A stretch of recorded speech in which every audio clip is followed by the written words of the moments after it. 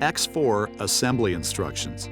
Today you will learn how to assemble your new X-Chair. Let's get started. Lay out all contents and toolkit from your X-Chair package. Step 1. Turn the 5-star base upside down with the wheel holes facing upwards.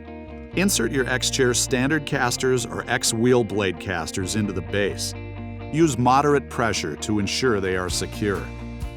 Step 2. Turn the 5-star base upright and insert the cylinder into the center. Step 3. Place the seat onto the cylinder.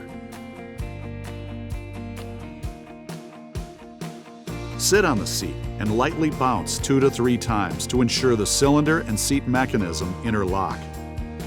Step 4. Align the backrest attachment bracket with the seat mechanism attachment bracket. The seat mechanism attachment bracket should slide into and underneath the backrest attachment bracket. Use 4 screws, 4 lock washers, and the hex wrench from the toolkit to attach the seat to the backrest. Step 5.